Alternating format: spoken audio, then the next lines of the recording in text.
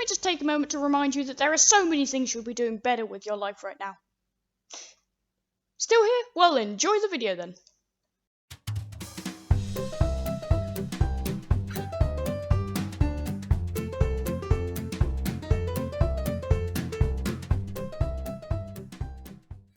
You know, I've been thinking, and I think we need to get some more netherite, because we've still got diamond tools, chest plate, and it's not very good, is it? So without further ado, I'll just launch into another netherite mining. Actually, no, I won't do that. Actually, yeah, I probably will. Netherite mining montage. So let's go. Well, I didn't end up doing a montage because it's really not worth it. I only got one piece of netherite in that section, and there was, you could call it a little blip, or you could call it a massive disaster, because I managed to fall into the hole of my base that it is, and a creeper got me. But we have a data pack that turns your last death into a grave. So that grave was there, it's fine, it's an invulnerable armor stand, it can't be killed. So, you may be wondering what the problem is. Well, when I happened to pick up said grave, there wasn't enough room in my inventory to sort it all out, because my armor doesn't directly go into my armor slots, it's not that clever. So my armor was left lying on the ground. A creeper then decided to come along while I was trying to sort my inventory and get my armor off the floor, and it blew me up. Me and all of my armor and my elytra that happened to be on the ground. So it's nothing huge, just most of the work that I'd done for a while completely gone. And I think the weather fits the mood, because I did lose it all. And it took me like a day to get it back. That's why this recording is, a lot of stuff has happened since. And you can also notice there's some new people, I'll talk about that later. And so yes, that happened, so I had to go on another netherite mining session after that, and retrieve some armor like this. I managed to get the enchantments pretty quickly, due to level 30 enchants and my villagers. And I also got 2 extra netherite for my sword and my pick.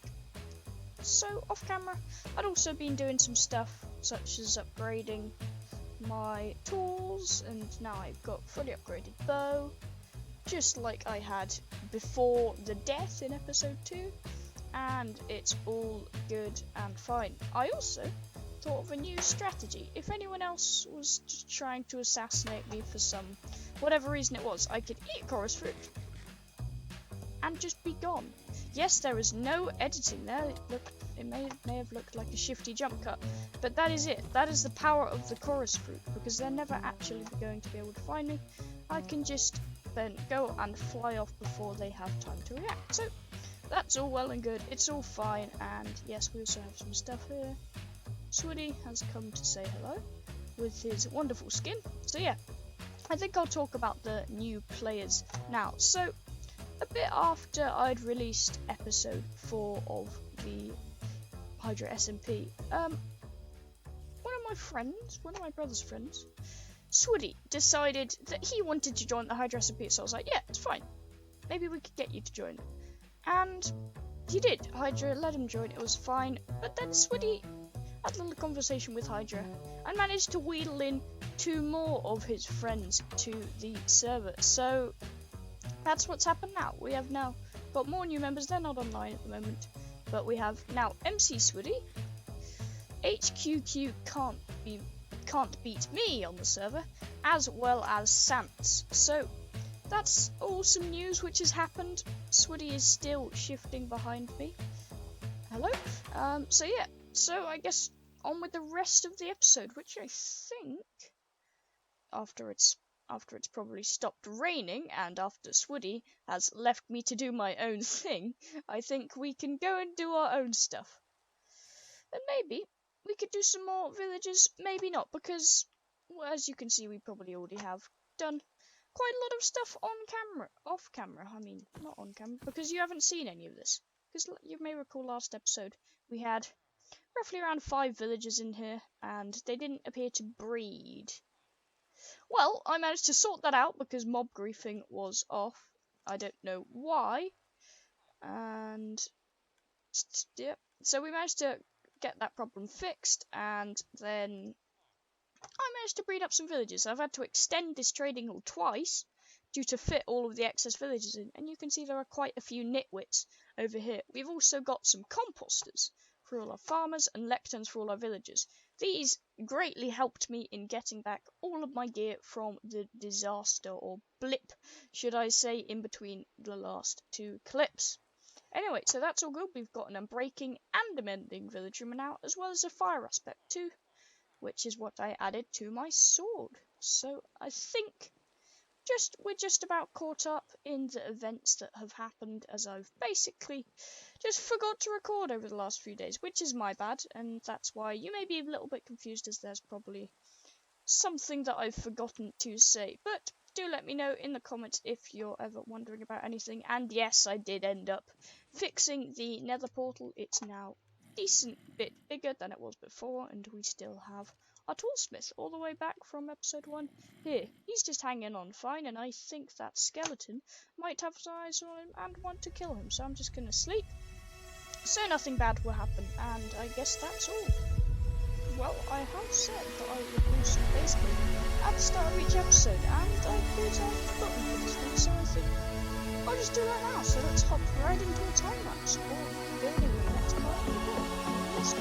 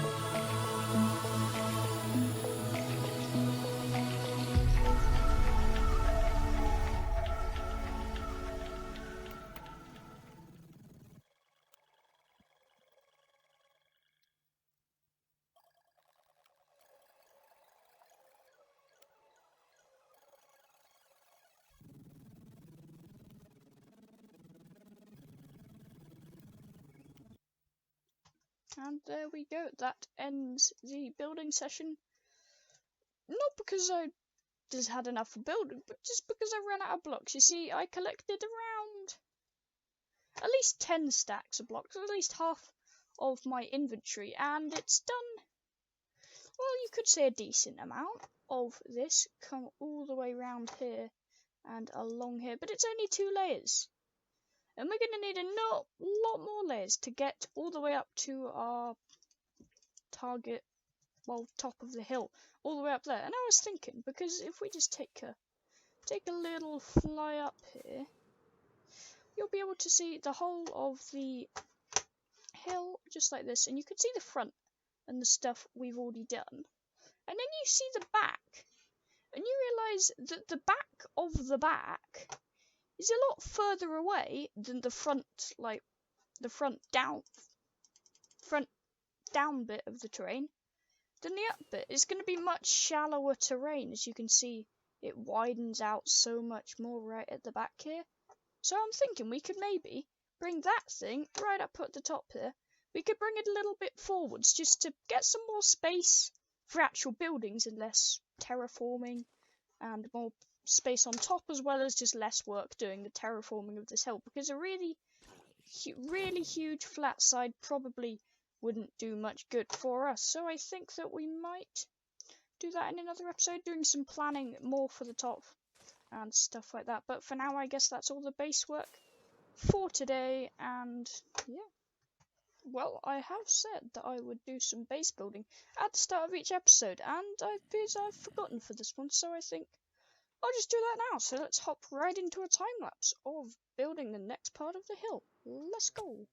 I was also going to try and convert another villager, like a cartographer, to try and make his trades cheaper so I can get infinite emeralds, like just an infinitely, exponentially increasing amount of emeralds by the glass and the glass pane trade. I'll show you what that is if I ever manage to convert this guy.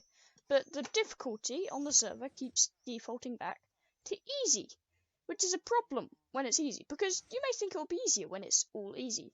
But in fact, an easy difficulty, when a zombie kills or, well, yeah, attacks a villager, and all of its health runs out, on easy, around 80% of the time, that villager just dies. It doesn't convert into a zombie villager or anything. It may even be all of the time. It doesn't convert or anything like that. Usually, in normal circumstances, that'll be fine. It would just mean one less enemy to fight against, which is probably why they've had that feature in easy. But what I'm trying to do, as you can see, we had a little incident overnight, but it's fine, because as you know, none of them converted to zombie villagers. They just straight up died, which would usually be helpful. But in this case, it's not, because we're trying to convert him and then put him back to a normal villager. So his trades would be super cheap for us. If you didn't know that, then there you do. So yeah, that's what I've been trying to do here. But of course, I've had to wait for Hydra to manually go on the server and change the difficulty back to hard. So I've just let out a little plea that we can keep the server on hard difficulty, because at this point, I mean, mobs aren't that much of a danger unless you're underneath my base, as I might show you in just a second. That skeleton walked straight off there. Okay, that's interesting. Look, if you just have a little look under my base, daytime may influence how many mobs there are under here anyway. But just take a little glance over here. I must admit, there aren't many here, but all you can see, there is a whole shed load of mobs and creepers coming down here, and so much in fact that it's been used most of the server as their mob grinder, because people have been coming over to my base and finding all the creepers in there to use for gunpowder to make their fireworks. So I've been thinking that I maybe might influence a little charges on that. And what's really annoying me is that they'll be leaving creeper holes all over the bottom of my base. So I've been having to go around and fixing all of these holes they've left by the creepers. Look, you just see here, just damage. So I'm thinking we could do a 1 diamond consulate for anyone who breaks holes in this mighty fine hill I've got there. These are the most annoying. There's just one block. When I don't have any dirt on me, I have to go and gather it up again, and that's a baby zombie. And especially because of the lag I'm getting, it's harder to kill you. But it's fine. So yeah, that's a lot of stuff. And also the old mob farm that I made, I've just left that open. So sometimes gradually it produces mobs which I can then just one-shot kill. Just like that. And I think these zombies just came from it. No, they didn't. Well, occasionally it's very nice to have a few little mob treats. Like that. You see? And we just one-shot them just like that. Occasionally there's creepers, which is always good. But yeah, that's pretty much it, aside from the fact that this mob farm is entirely useless. I don't know why. I've seen mobs fall from it and stuff, but I guess this isn't a high enough fall to kill them. And then they just despawn sitting in here, and I have seen them occasionally just vibing down in this bottom bit. So I think I'll move this a bit lower. In fact, I'll probably do that now. Okay, I've just finished converting our cartographer villager and our librarian villager. So now hopefully we can get the infinite emeralds trade. So I've got some emeralds on me. Let's start off with 12, because that's when the villagers trades will lock out. If we can find our library boy I just converted.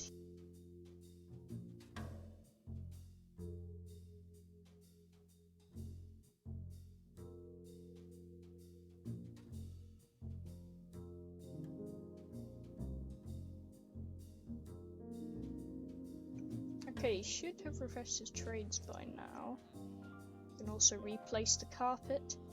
Stops our villagers getting out. Because I was just removed that so I could get a boat through, but now it's good. Got some double layer protection to stop our villagers from getting hurt or getting out. So we've got the trapdoors at the top, which stops the villagers doing it because they can't actually fit through a space with trapdoors, and then triple layer carpet down below, so that any mobs who are shorter than that 2 blocks, they won't be able to fit through either, because their pathfinding will assume that they'll fall because they don't consider carpets. It's a full block, I don't know why, and putting 3 layers of carpets therefore will make them think they'll fall down all the way to the bottom down there. But they won't, because it's carpet, it's a solid thing. So we, the player, can get across perfectly fine, but mobs pathfinding doesn't seem to like it. Okay, he's here, and he still has not refreshed his trades. What is wrong with you? Do you want another lectern? Is that what you want?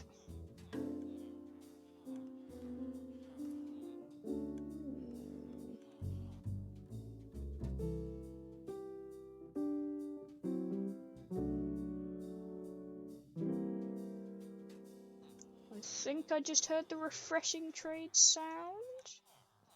Let's see. Yes, he has done it. Okay, so we've got 12 emeralds. Remember that. Convert it into glass.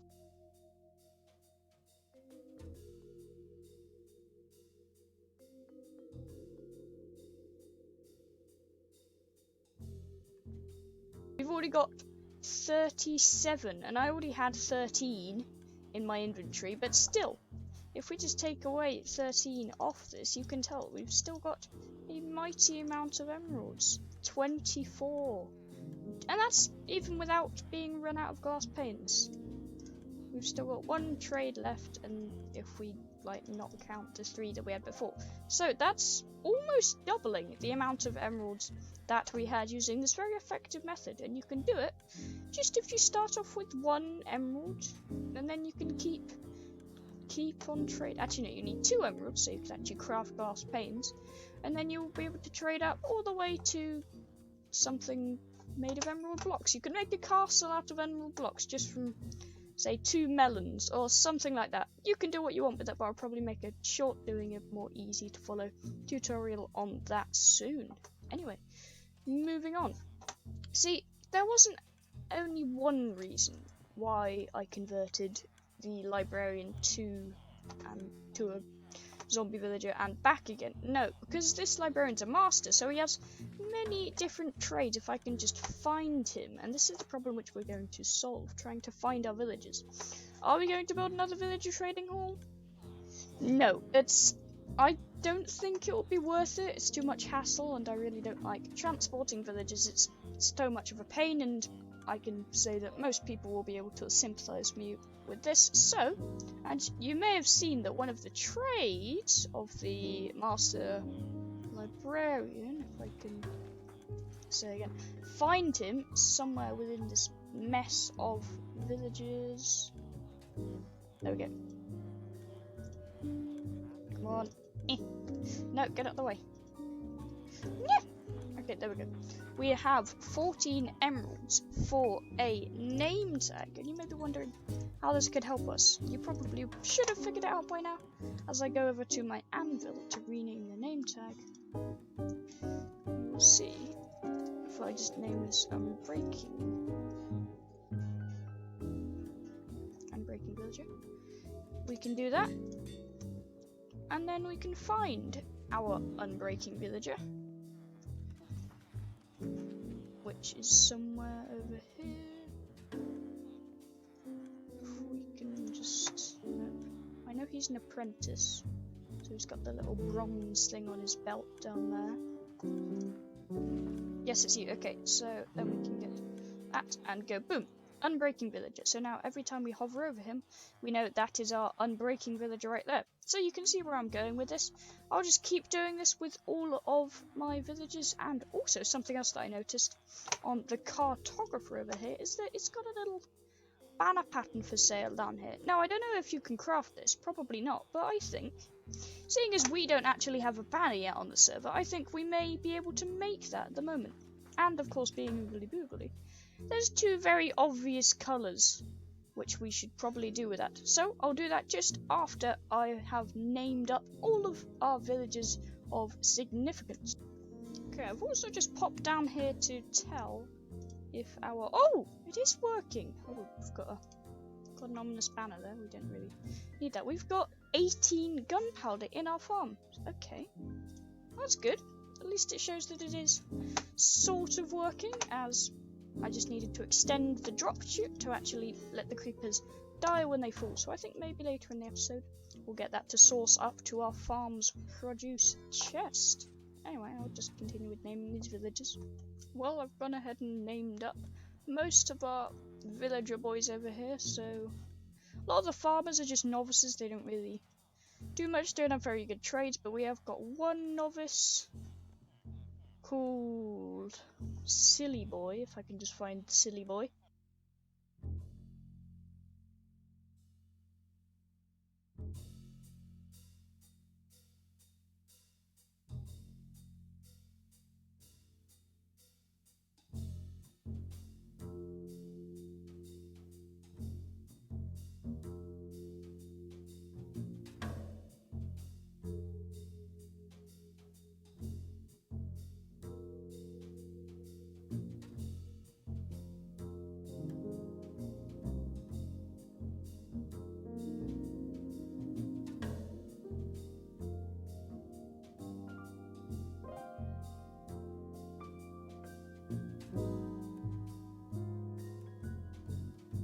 Well, I'm afraid that's where I'm going to have to leave it for today as well. More like this part of the week's episode. And also, I forgot to mention, off camera, I actually created a banner using the globe pattern from my villagers. So I think I'll just keep that in my offhand from now. As you can see, we have it nicely down here. We can see a nice globe pattern down there. So I think that's where we'll leave it for this episode. Hopefully next episode we can do some more stuff, maybe even start some work on the main base, making the wall and stuff, and finally reveal the big plans that we've got. Well, I hope you've enjoyed this episode. I'm trying to make episodes that are a bit shorter nowadays, because from my experience on YouTube I've learned that people tend to not watch videos for 20 minutes. The average watch time being like 6 minutes for my other Hydr SMP videos. So I think that's where I'll leave it for today. I just want to say thank you to everyone who has been watching till the end, and yes, so that's all for this episode, and see ya. See ya.